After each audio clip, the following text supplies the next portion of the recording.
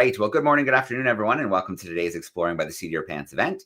My name is Joe Grabowski, and I'll be your host for today. November is here. October is behind us, so that puts an end to our space exploration month. We connected with astronauts and scientists and engineers from NASA and Canadian Space Agency and beyond. So that was a pretty cool month. You can still head to our YouTube channel and catch all of those live events. Looking forward now to November, we have a couple themes on the go. We have a theme of archaeology, paleontology, and geology. So if you visit exploringbytheseat.com, you can find all of those live events. You can get in on that action with your classrooms. But this week, we have a crazy busy special week going on. Like we did last week, we're teaming up with CNN and their Call to Earth Day. And if you don't know what that's all about, it's Call to Earth is a CNN editorial series committed to reporting on environmental challenges facing our planet, together with solutions. So they are always sharing stories that are driving awareness and education around key sustainability issues to inspire positive action.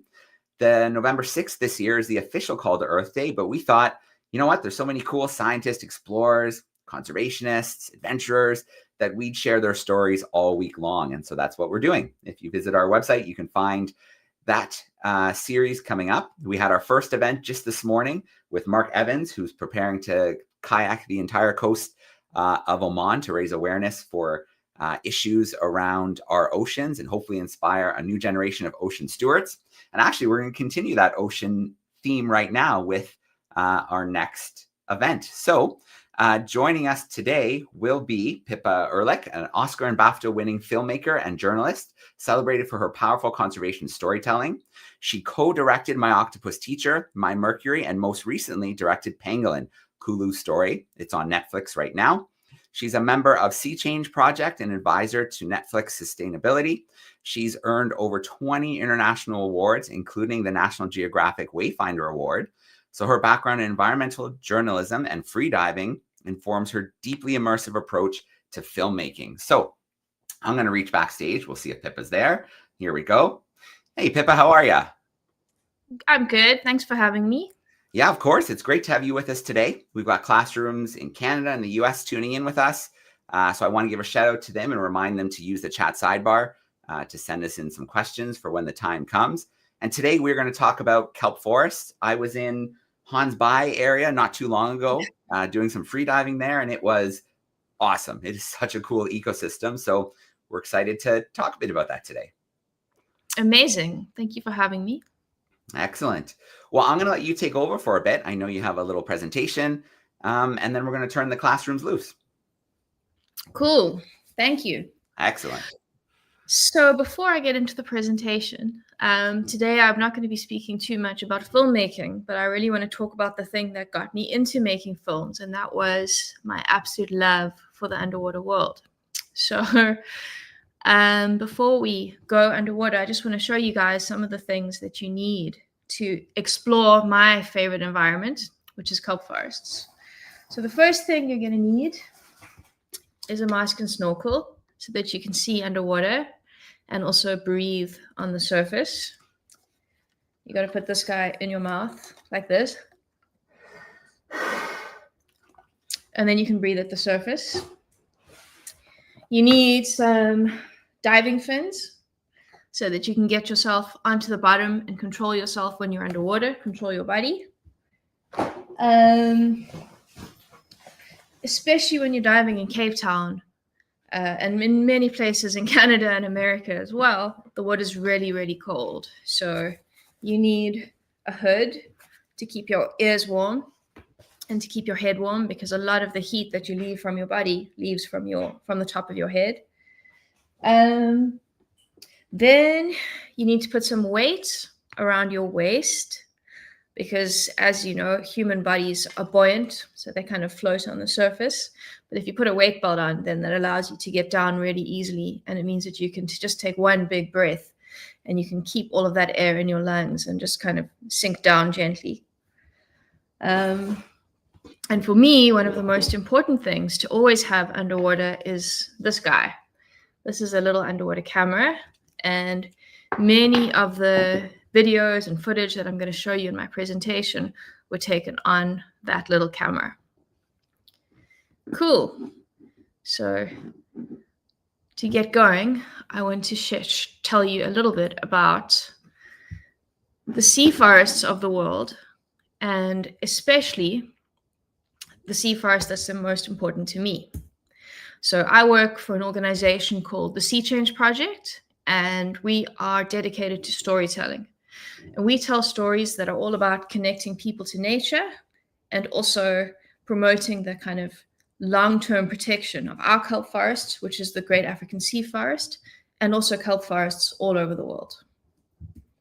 So this is my underwater home. It's called the Great African Sea Forest, and it stretches for thousands of kilometers along southern Africa and then westwards up the coast of Namibia. And this is not where I was born. I was born in landlocked Johannesburg, and the ocean was really far away. But I was lucky because on many holidays, my parents would bring me to the coast. There's my dad in the background. And this is Cape Town, where I came as a kid, and also where I live now. And this is where you find the Great African Sea Forest. There you can see me and my sister, and there's some African penguins in the background. So as I grew up, I became a journalist, and I started writing about nature. And I was really lucky because I got a job with some of the animals that I absolutely love most in the world and I'm the most fascinated by. And these are sharks. And of course, you find sharks all over the world. And at the time, I was working for an organization called Save Our Seas Foundation. And I was really lucky because they brought me to Cape Town for my first real shark journalism job. And in Cape Town, there are many, many different kinds of sharks. These are some of my favorites. They're called gully sharks. And you can see they're really, really beautiful, gentle animals. And you find them in big groups like this. In this video, you can see 3 sharks, but I've been down there with sometimes up to 30 animals, all just swimming around me really, really gently. Then you get these guys, which are like a super ancient shark called the 7-gill cow shark. And they also swim around in groups, and they're huge. Sometimes they can be 2.5 meters, and the really big pregnant ones, you just can't believe how big these animals are. And then you get a smaller shark. This is called a pajama shark. And if anyone's seen The Octopus Teacher, he became very, very infamous in The Octopus Teacher because these sharks have incredible noses and they're incredibly good at catching octopuses. And they're striped, which is why they're called pajama sharks. And they've got beautiful, beautiful eyes, as you can see. Looking into the eye of a pajama shark is kind of like looking into the universe. Then you get many, many different species of little cat sharks. And this was a tiny shark I found one day swimming just along the surface of the ocean. And this little shark was probably no more than a week old, and it swam right into my arms. And what's very special about these tiny sharks is that they're called shy sharks. And the reason they're called shy sharks is they grow in eggs. And when they get a fright, they literally curl their little tail over their eyes, and they curl up in a ball like this. And they're so clever that even when they're inside the egg, like you can see here, if they feel a predator coming close, they can literally put their tail over their eyes and stop their heart beating so that the predator doesn't know that they're there. Then you get these really, really big sharks, which I'm not sure if Joe saw any in Gansbaai, but there used to be a lot of them in Gansbaai, and these are white sharks. And we actually don't see them very much anymore, and there are lots of reasons for that. But when I first started diving in Cape Town, these great whites were around all the time, and they're incredible animals. So the amazing thing about a kelp forest is that it is home to millions or thousands and thousands of different creatures. The biodiversity, and biodiversity is like the number of different species that you find in a place. And in a kelp forest, there are just thousands and thousands of different animals. And being in a kelp forest, I'm going to show you in this video, it's a lot like being in an underwater jungle. And what's so amazing about it is you can just take a big breath at the surface, hold your breath, and down you go. And it's like you're flying through this underwater jungle.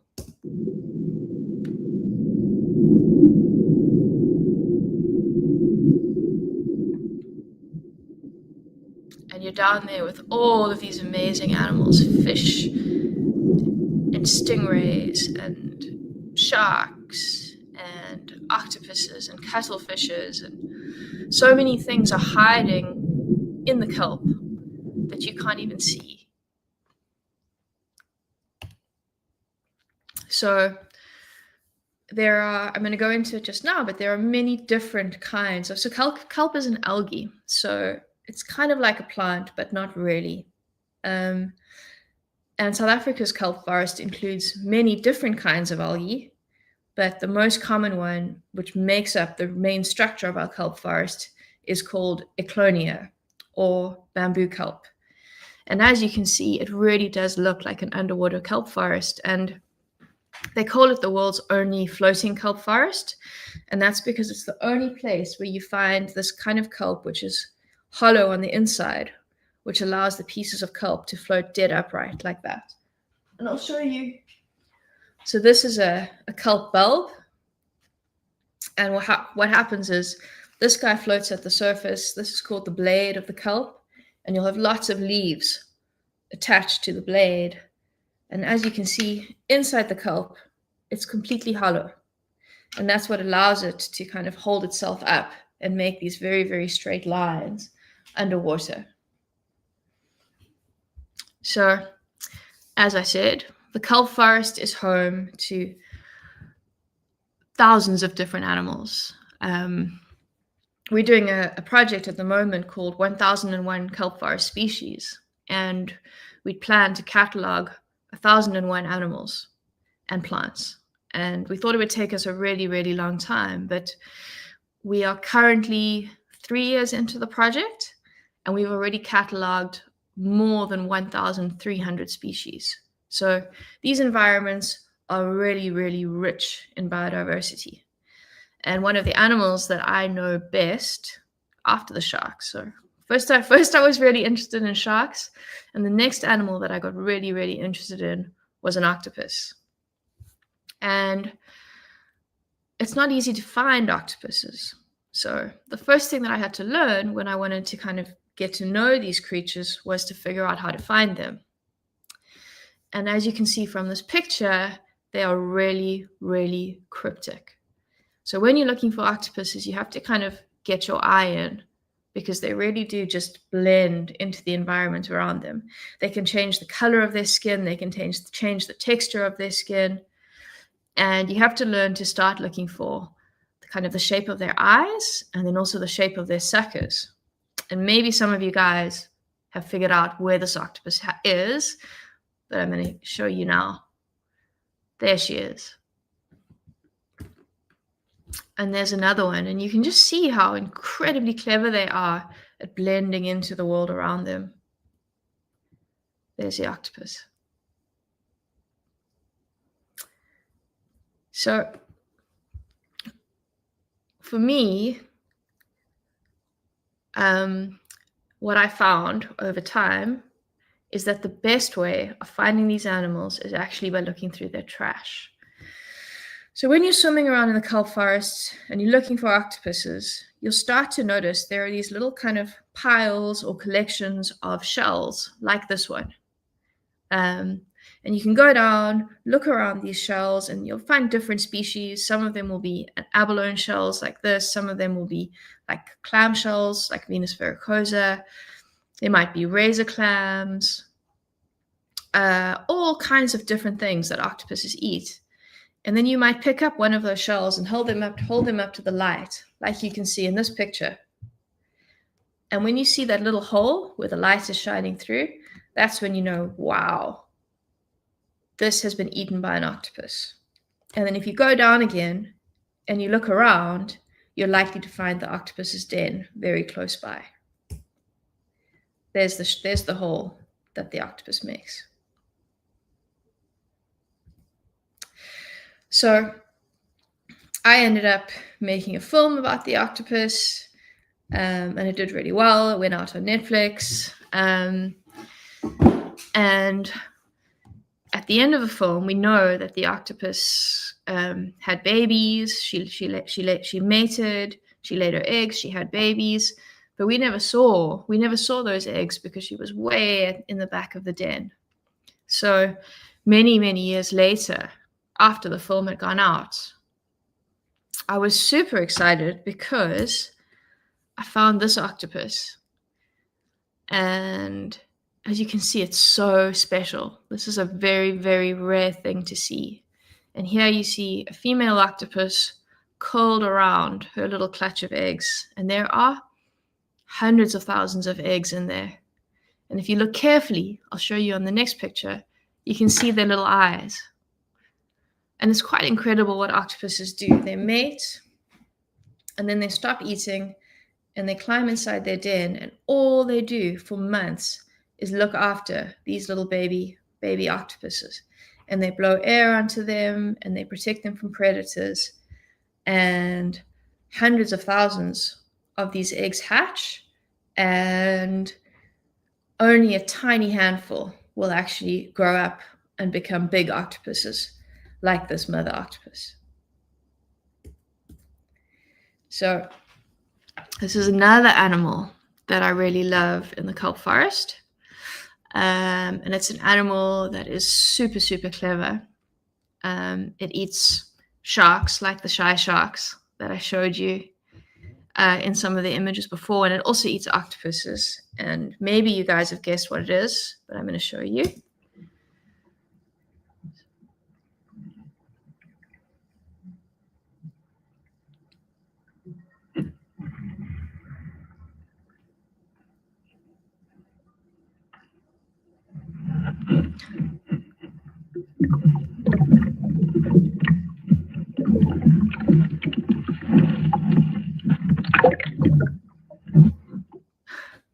So this is called a Cape clawless otter, and it's quite different to the otters that you might find in America and Canada, because, well, it's not a sea otter.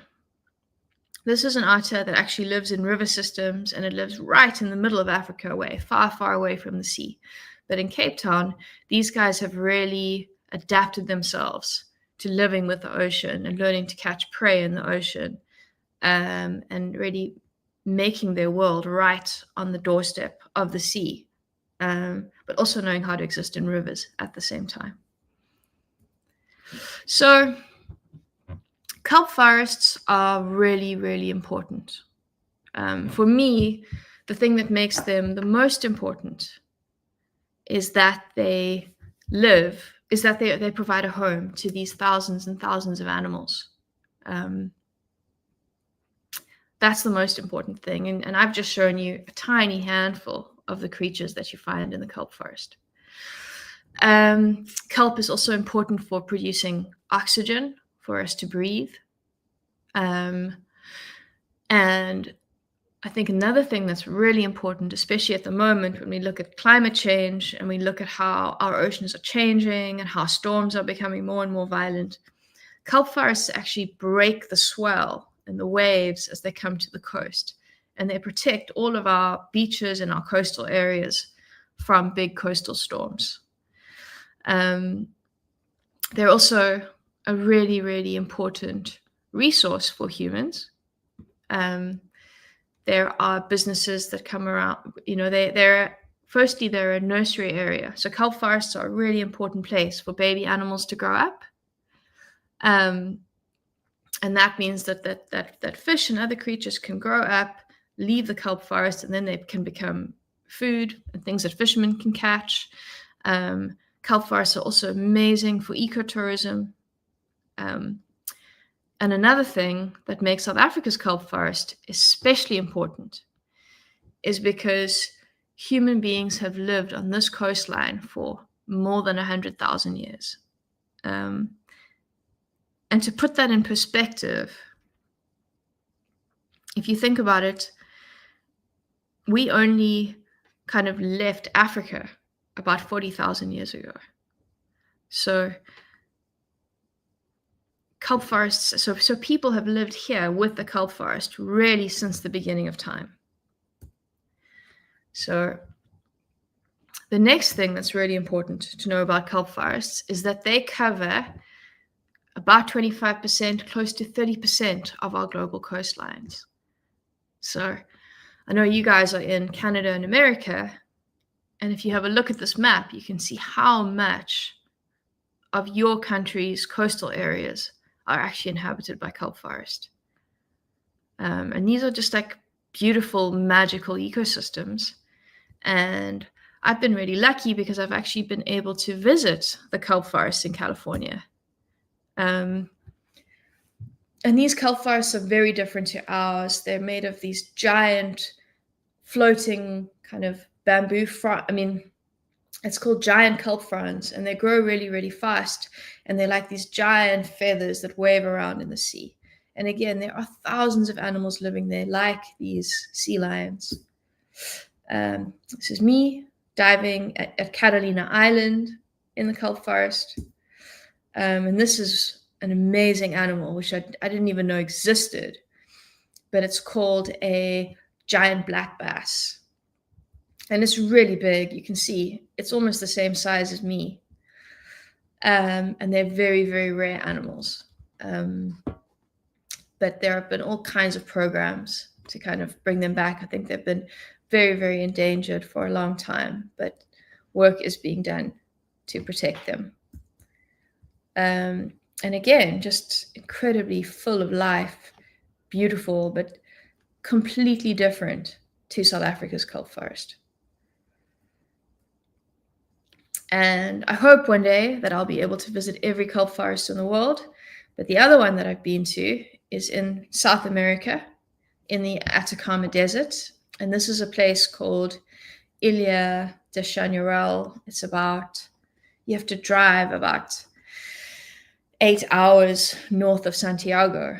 And this is just the most beautiful kelp forest because it really does look like a magical forest kingdom. It almost looks like a land forest, as you can see.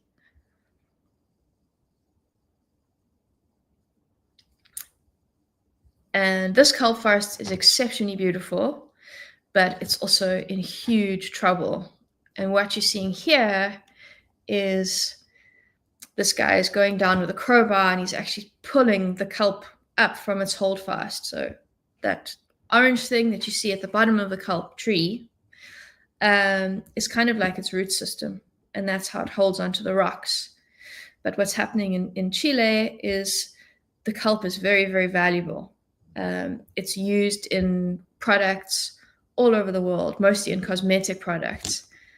And it's being harvested like this and then sent away in big trucks. And it's really problematic because those kelp forests can't grow back once they've been harvested in this way. And the truth is that all over the world, our kelp forests are in trouble. South Africa's lucky, ours is doing okay, although we've had big problems with overfishing.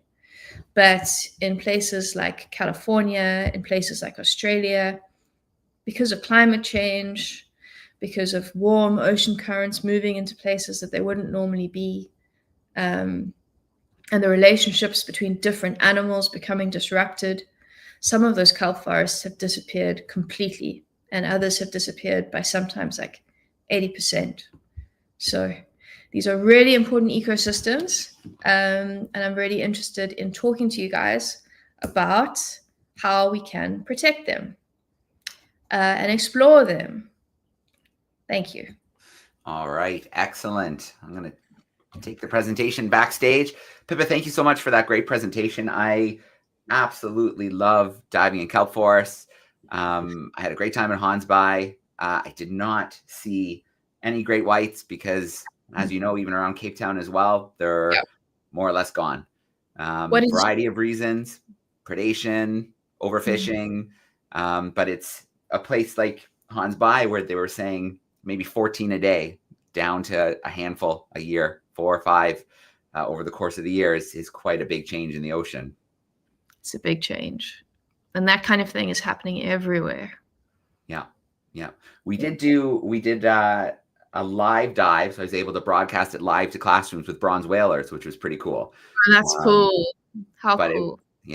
But seeing one of the big guys would have been cool as well. But that's why we're talking about it and telling students about what's happening around the world. And, you know, what we know is our oceans are incredibly resilient. If we give them space, they can bounce back. We just need to give them that space.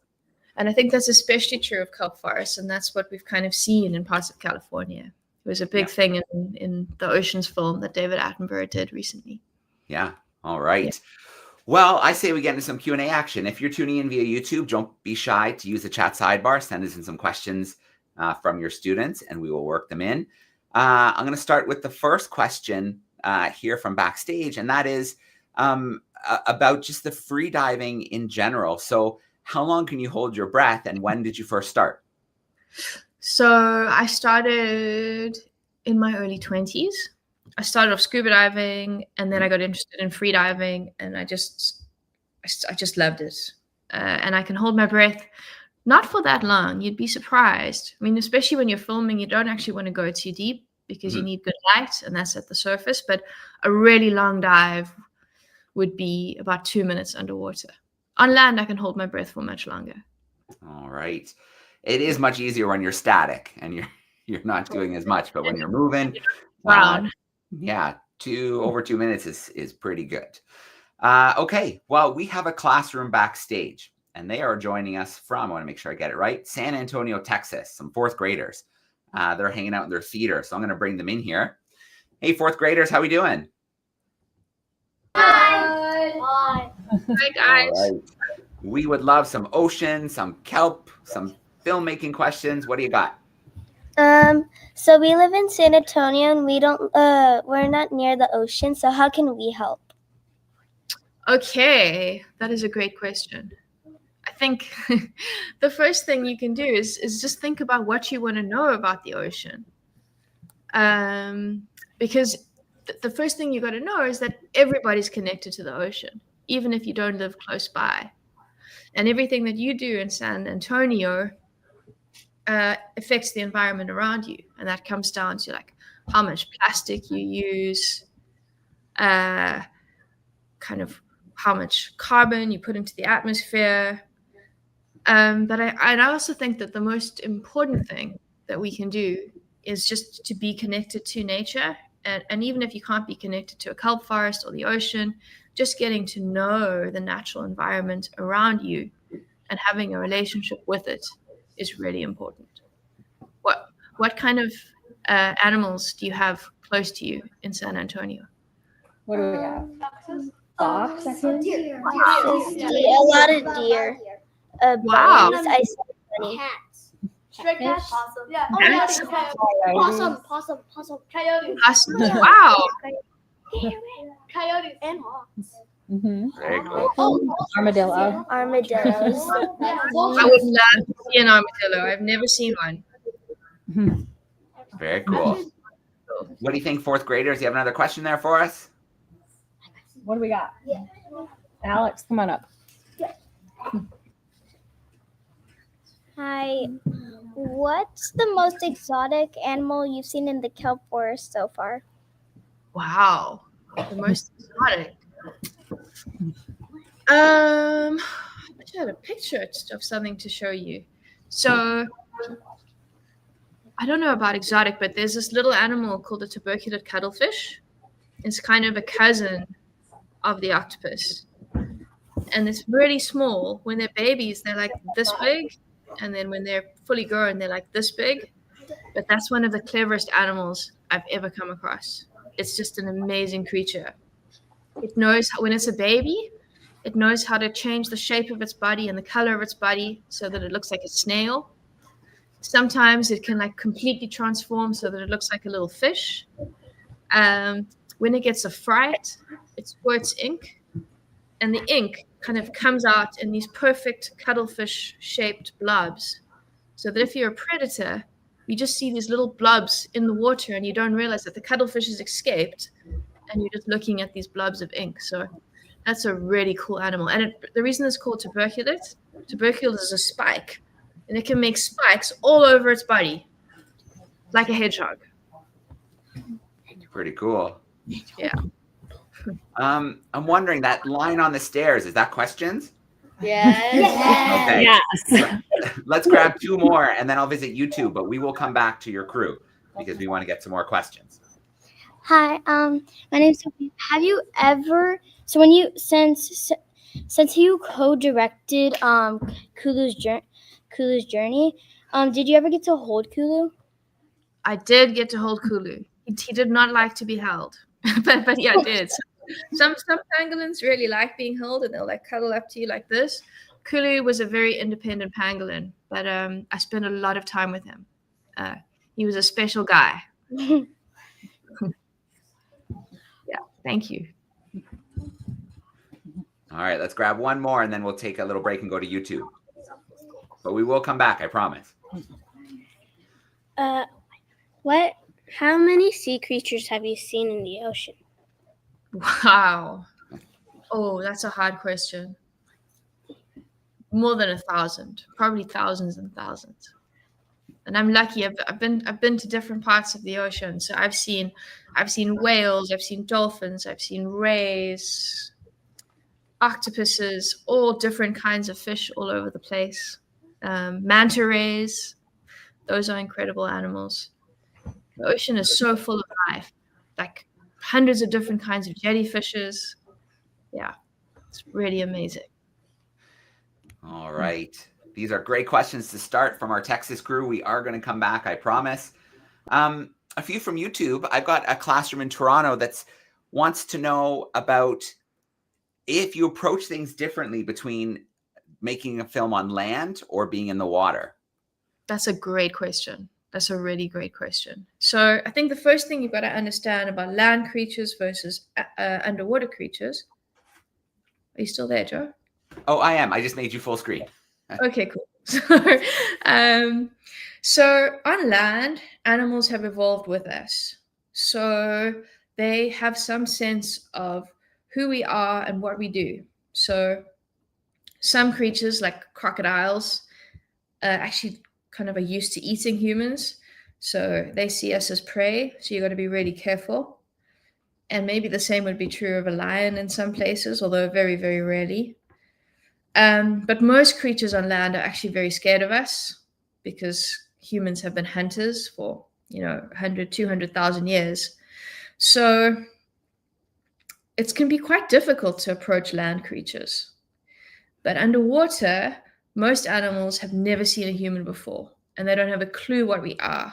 So generally, they're really, really curious. And that's amazing. That's how you end up with a situation where an octopus will kind of learn to trust a human.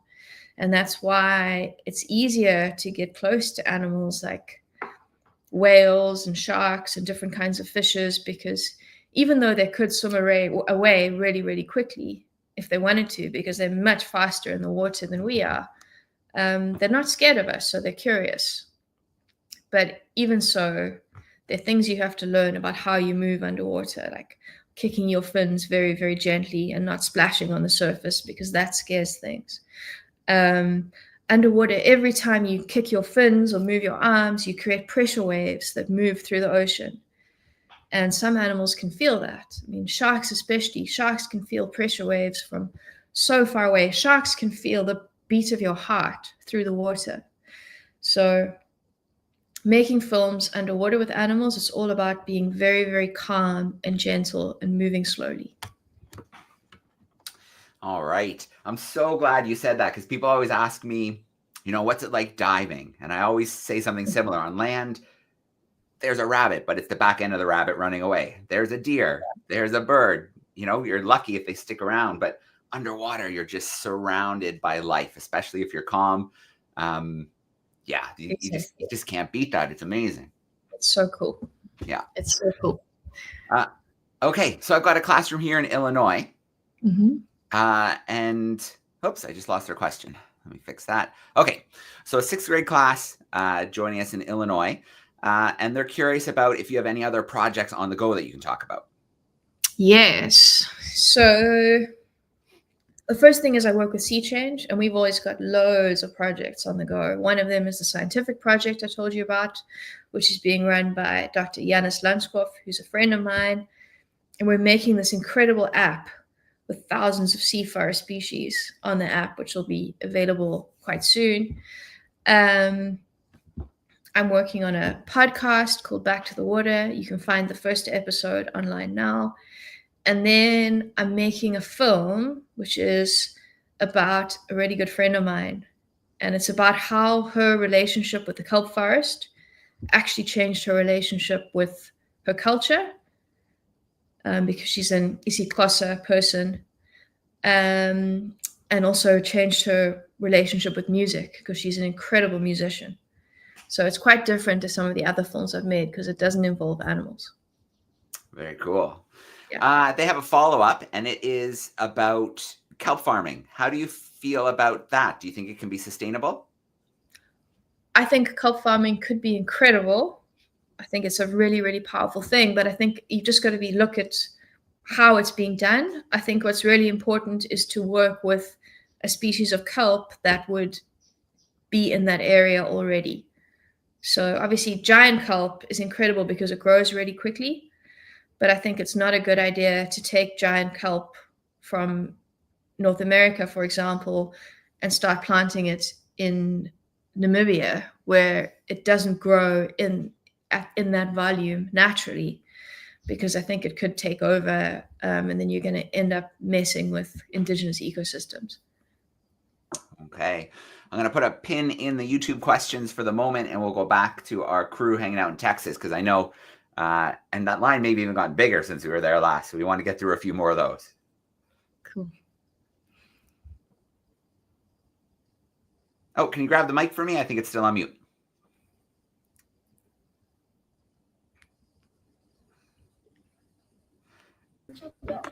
Here we go. Go ahead. Have you ever been in the ocean diving and feared for your life? Yes, I have. I sure have. I've had a few. I had a diving accident once where I swam down with a scuba tank, actually off the coast of Florida, and I swam down to about 30 meters, and I realized that my tank had run out of air, and that was really terrifying. But I was really lucky, and I just kind of went up. And they tell you in scuba diving that if you ever get lost, you've got to sit upright in the water like this and turn in a slow circle. So I did that, and I found my dive buddy, and he put his regulator into my mouth, or his buddy breather, and that was the best breath of air I've ever had. And sometimes when the water's really, really rough, it can be scary. There are times when I've been caught in rip currents, and yeah, the ocean is dangerous. You've got to be careful. Good one.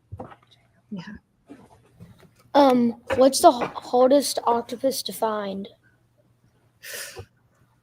That is a great question. I think the hardest octopus to find is the cleverest octopus. The only octopus that I've really looked for is the octopus that lives in Cape Town. So I don't know enough about other species, but I can tell you that the cleverer the octopus, the better he is at staying hidden. Okay. Yeah. Are there any animals that eat the kelp? Yes, there are. Lots of the animals eat the kelp, especially the soft leaves. So a lot of different fishes eat the kelp. There's a thing called a kelp limpet, which is like a snail that lives on the kelp, and he grazes on the kelp stipe itself.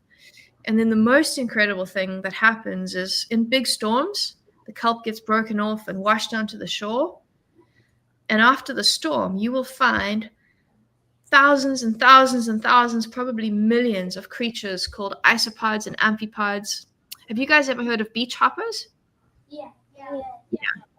So those guys, you might find them irritating, but they're actually the most incredibly important creatures. They're tiny, and they keep our beaches clean.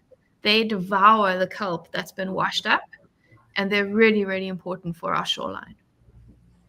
Yeah. Cool. We're not sure how much time that you have. I have a bunch of questions, but if you need to turn it over to someone else, we can. Let's squeeze in 2 more.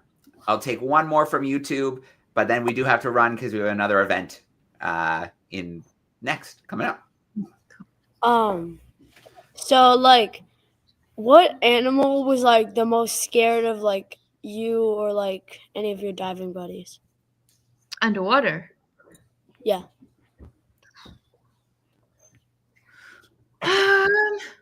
That's a really good question. Do you know that otter that I showed you? That's very rare. It's like, that was a really, really tame animal that lived in a harbor. That's why we could film her like that. But those animals are like ghosts, and they just disappear. So they're really hard to see on land. And if you see them underwater, normally they'll look at you for a second and then they'll just buzz away. And because their kind of tail looks just like the kelp, when they disappear, they're impossible to find. Sometimes you can see their bubbles underwater. And sometimes if you look up, you might see some seabirds flying above them. And then you can kind of track them that way. But they're very, very shy creatures. Between the Pangolin movie and the Octopus movie, which one did you like to direct more? Which one was funner to work with? You know, they were always different. I think the Octopus movie I just loved because I was underwater all the time, and I know the kelp forest so well, and it's like in my backyard. But it was really hard because I'd never made a movie before, so that was really stressful. And the Pangolin movie was fun because it was just, Kulu was so cute, and the team was really fun, and I was a bit more confident, so it was it felt a little bit easier in that way. So they both had different elements of fun. Okay. All right. Well, Keystone 4th graders, it was so great to have you with us. All those amazing questions. We got to get a huge shout out from you guys. It was so great to have you. So yeah, we'd love to get a big cheer, a big goodbye, and thank you before we go back to one more YouTube question. Thanks so much for hanging out with us. Those were great questions. Thank you. Really cool to have you with us. And so I'll take one more from YouTube, and this is from a class in Tennessee, and they're wondering if the ocean, kelp forests are like on people's mind in South Africa, or is this something you have to work hard to get people to pay attention to what's happening in the ocean? Yeah, thank you. That's such a great question. And I think it's like actually true for the whole world. I think the problem with the ocean is that you look out at the sea and you just see this blue surface. And all of the really important stuff is happening underneath that. And that's why we're so lucky that we have cameras and things, because it means that we can share the incredible things that we see underwater. In Cape Town, I think My Octopus Teacher really helped to make the kelp forest really famous here. And there's also an incredible community of people who just love diving and swimming, and they're in the water all the time. But of course, if you live in Johannesburg or even other parts of the coast, I think there are millions of people that don't even know that the kelp forest exists. And I'm sure that that is true in America and Canada as well. So we're working hard to create as much awareness and tell as many kelp forest stories as we can. Yeah. Awesome. Yeah. Well, I want to start off with a huge shout out to our classrooms. Thank you so much for the great questions and hanging out with us today. A shout out to you as well, Pippa, for connecting us with our pangolin friends who are going to join us later in the week. So we're going to dive into that story a little bit more. So I think that's going to be fun for classrooms. And a shout out to you. Thank you so much for the work you do, raising awareness, obviously the films and your work with, ocean advocacy. And yeah, it was a real pleasure to get to spend some time and hang out today. Thank you so much for having me and for having Sea Change Project. All right. Well, we're going to sign off for now. Thanks so much, everybody. And we hope to see you in more of the live sessions this week. Thanks, everyone. Bye.